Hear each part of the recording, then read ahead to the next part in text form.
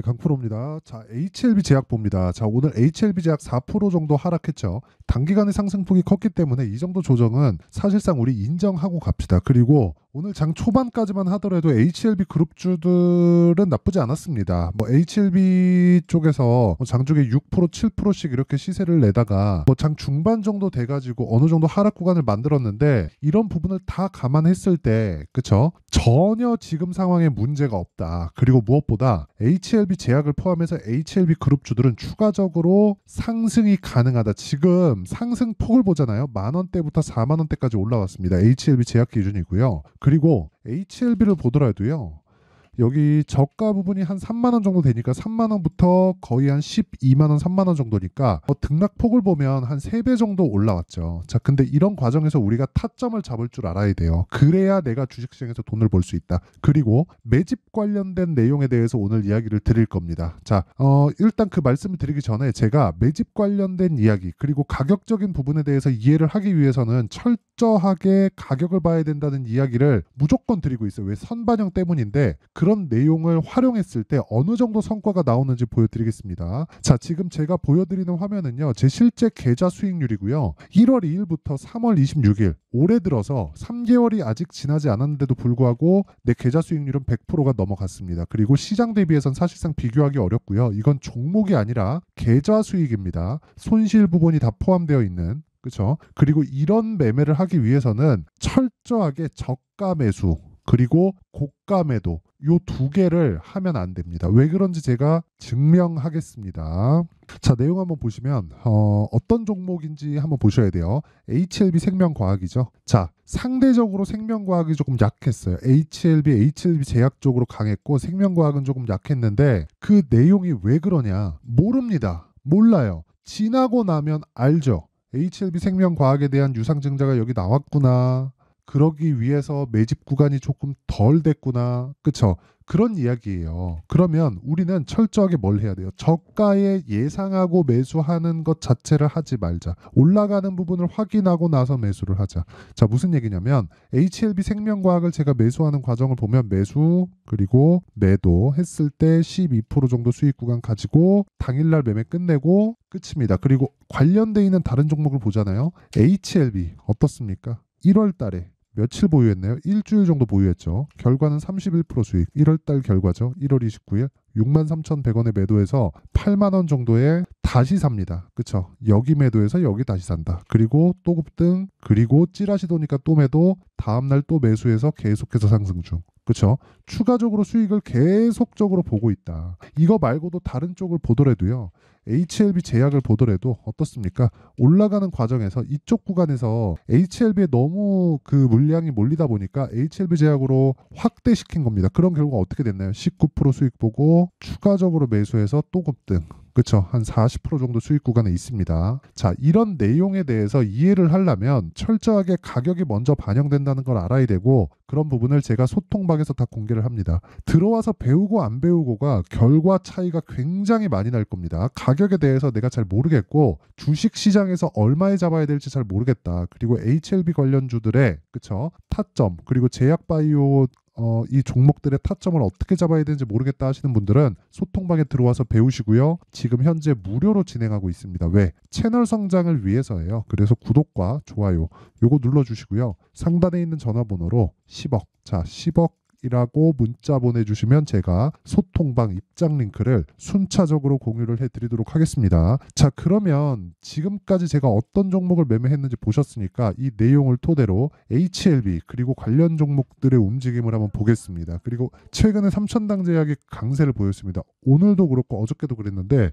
연관지어서 어떻게 볼 수 있는지까지 보여드릴게요. 이건 정말 이해를 하셔야 됩니다. 자, HLB는 리보세라닙, 캄렐리주마 이런 부분이 지금 어디 들어가 있죠? FDA에 들어가 있죠. 판매 허가 신청에 들어가 있습니다. 판매 허가 신청이 떨어지면 뭐가 나오죠?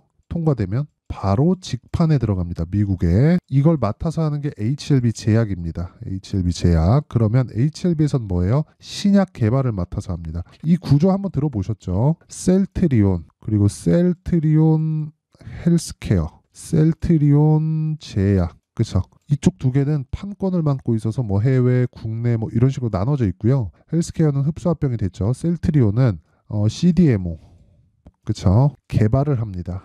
그리고 생산을 맡아서 해요. 이 구조를 지금 HLB 그룹이 그대로 따라가고 있는 거예요. 근데 아직까지 돈을 벌고 있지도 못하는데도 불구하고 시가총액은 15조 8천억입니다. 참고로 말씀드리면 셀트리온의 지금 시가총액이 40조입니다. 셀트리온의 이익을 보잖아요. 그럼 어느 정도 나오느냐? 내용을 보세요. 자, 연간 7천억, 6천억, 6천억, 올해 예상치는 6천억. 굉장히 안 좋은데도 불구하고 이런 상황이에요. 지금 우리가 여기서 한 가지 생각해 봅시다. 주식시장에서 실적이 좋으면 주가가 올라갈 수 있을까? 안 올라갑니다. 미리 올라와 있기 때문입니다. 자, 무슨 얘기냐면 셀트리온이 추가적으로 성장할 수 있는 이유를 가지고 있어야 주가가 폭등하고 올라갈 수 있습니다. 자, 그러면 HLB는 어떤 상황이죠? 실적이 적자예요. 돈을 못 벌고 있습니다. 근데 주가는 왜 3배씩, 4배씩 폭등을 하는 거죠? 앞으로 좋아질 만한 내용이 있기 때문에 그렇습니다.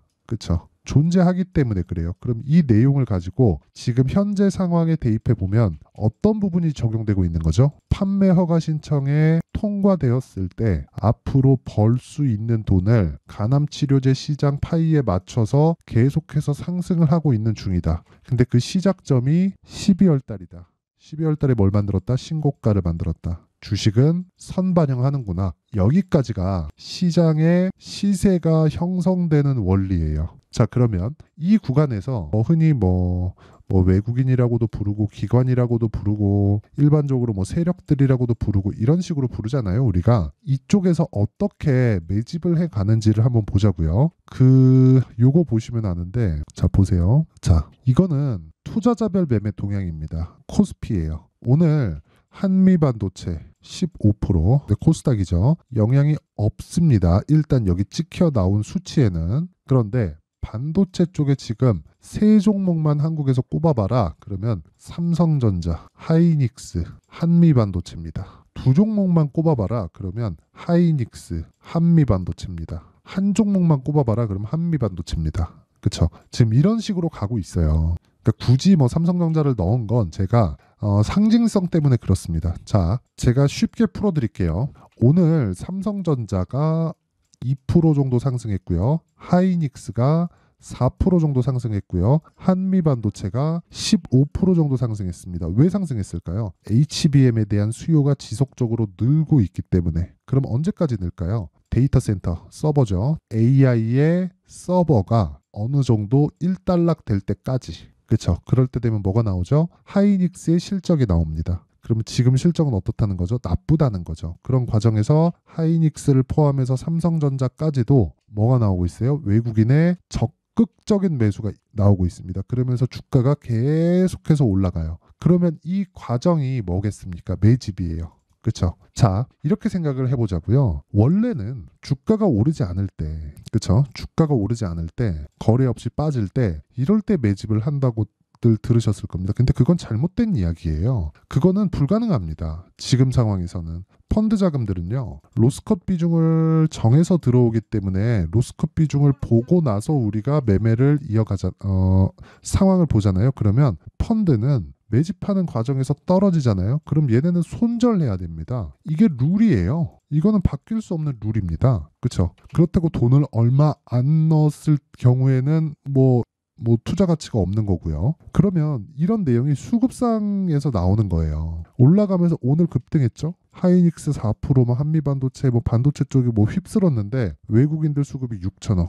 그럼 외국인들이 쓸어가고 있는 거예요. 한 달 동안 외국인들이 4조 원. 어디서 샀겠어요? 바이오, 반도체 가장 많이 오른 쪽에 샀겠죠. 그렇죠? 그러면 올라가는 과정에서 매집하고 올라가는 과정에서 매도하고 내려오는 과정에서 많이 샀으니까 매도까지 하면서 차익을 봅니다. 그러면 우리는 여기서 앞에 빼고 중간에 빼는 겁니다. 올라가는 거 보고 매수하고 내려가는 거 보고 매도하고 우리는 딱 이 몸통만 본다. 자, 이게 매집과 시세가 형성되는 원리예요. 그러면 그 몸통만 본다는 내용을 제가 아까 전에 보여드렸었던 내용처럼 다시 보여드릴게요. 자, 보세요. 아직까지 저 HLB 제약 가지고 있고요. HLB도 가지고 있습니다. 자, 내용 보세요. 매수, 매도. 4일 걸렸죠? 내려올 때 보고 매도한 겁니다. 이때 나온 수익이 30%예요. 일주일 안 걸렸습니다. 그리고 나서 내가 63,100원에 매도하고 쭉 올라가서 2월 말 3월 초에 다시 매수한 결과 추가적으로 18% 정도의 수익을 더 얻었고요. 찌라시가 끝나고 회사 대응을 확인한 이후에 매수한 결과 추가적으로 한 30% 정도의 시세가 더 나왔습니다. 이런 상황이 왜 만들어지겠냐고요. 올라가는 상황에서 매집이 이루어지기 때문이다. 그렇죠. 그리고 뭐 터는데 뭐 외국인이 털었다 이런 게 아니라고. 외국인은 한 번에 털 수가 없어요. 그렇기 때문에 우리는 매집하는 구간이 올라가면서 되는구나. 이런 상황에 대한 부분을 알고 있어야 돼. 알고 해야 내가 타점을 잡을 수 있다. 자, 어쨌든 내가 이야기를 한 지금까지 내용은 그쵸? 시세 원리 그리고 타점 잡는 법. 그럼 실시간으로 타점을 잡는 그런 내용은 가격이 움직이기 때문에 어쩔 수 없이 소통방에서 해야 될 수밖에 없습니다. 자, 이런 것들 말고도요. 뭐 자람 테크놀로지나 이런 종목들 보잖아요. 돌파 구간이에요. 다 싸게 안 사잖아요. 그런 결과 어때요? 75% 며칠 걸렸나요? 3일. 이런 부분을 제가 소통방에서 다 공개를 하고 있으니까 매매하는 과정에서 잘 모르겠고 그쵸? 한번 배워보고 싶다 하시는 분들 그리고 무료로 할 때 와서 배워놓으세요. 자, 긴 말 드리지 않겠습니다. 돈은 안 받지만 구독과 좋아요 요거 받고요. 상단에 있는 전화번호로 10억이라고 문자 보내주시면 제가 소통방 입장 링크를 순차적으로 공유를 해드리도록 하겠습니다. 자, 그럼 내용 정리할게요. 주식시장은 미래가치를 반영한다. 가격이 그쵸? 그럼 가격이 올라가는 종목이 주도주가 된다. 그러면 특정 구간이 있겠죠. 그게 신고가다. 즉 올라가는 종목이 더 간다. 그리고 올라가는 종목은 비싸다. 왜? 가격이 더 빠르니까. 그런 종목군들을 지금 상황에 대입을 해보면 지금 강한 신고가 종목이 4월달, 5월달에 주도주가 된다는 거죠. 그럼 그 내용을 가지고 어떤 식으로 종목군들을 분류하고 강세 종목을 어떻게 판단할지 그 내용을 제가 이해를 시켜 드릴 테니까 영상 끝까지 시청하시고요. 모든 분들이 성공 투자하셨으면 참 좋겠습니다. 자, 24년도가 돼서도 시장은 여전히 어렵습니다. 자, 근데 시장은 항상 어려울 거예요. 앞으로도 계속해서 어려워질 겁니다. 자, 근데 제가 매월 대시세 종목을 구독자분들에게 공개를 합니다. 자, 내용을 보면 12월 달에 실제 공개를 했었던 강프로의 대시세 종목에 대한 내용인데 대기업을 상대로 안정적인 매출 구조를 가지고 있고요. 그리고 현재 주요 거래처는 삼성전자, 인텔, 하이닉스, TSMC, 해외에 반도체 관련된 기업이라는 걸 알 수 있죠. 그만큼 1월 달에 제가 보고 있었던 종목은 반도체 관련주라는 걸 알 수 있습니다. 공개를 해드리면 이 내용입니다. 여기 어보브 반도체 그쵸? 실제 제가 거래한 내용을 공개를 한 거고요.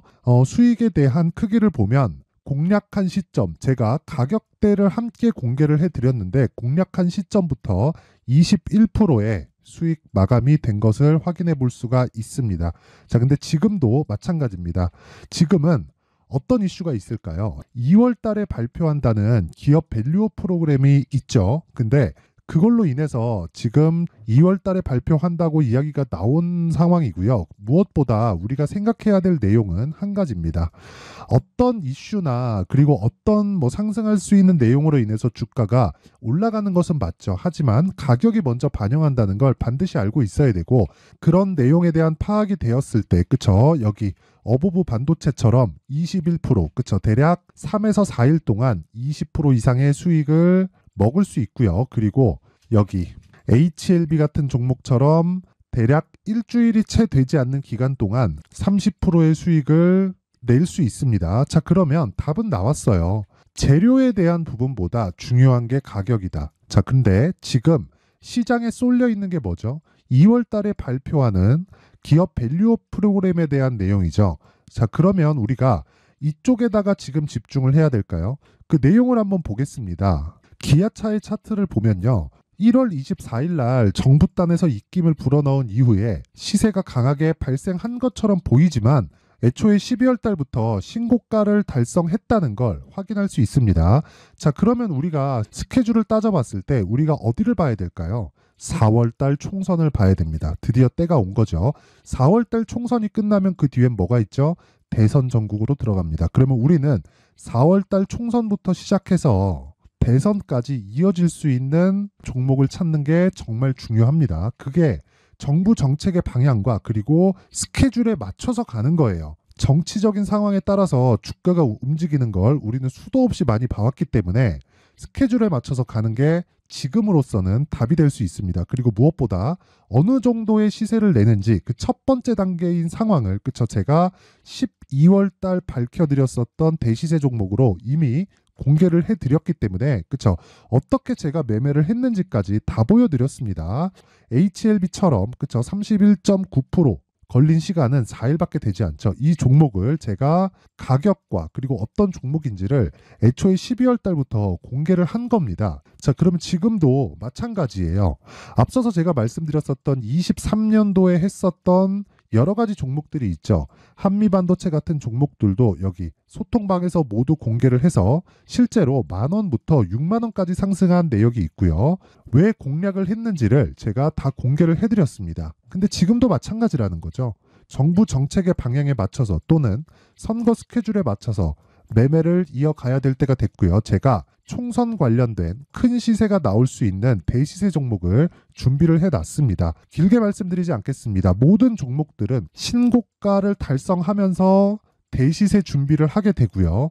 신고가를 공략했을 때 내가 시장에 주도주를 잡을 수 있는데 지금은 총선에 집중하는 게 맞다. 그래서 총선 관련된 그리고 대선까지 이어질 수 있는 종목을 준비를 해놨는데 지금부터 준비를 하셔야 나중에 고가에 올라가서도 꾸준하게 매매를 이어갈 수 있습니다.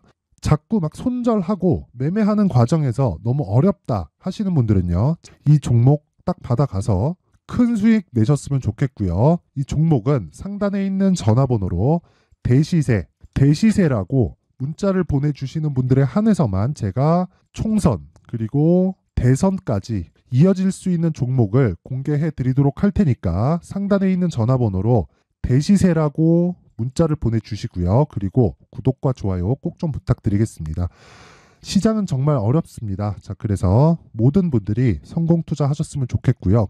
기본적으로 가격에 대한 파악을 하면서 큰 수익을 내셨으면 좋겠습니다.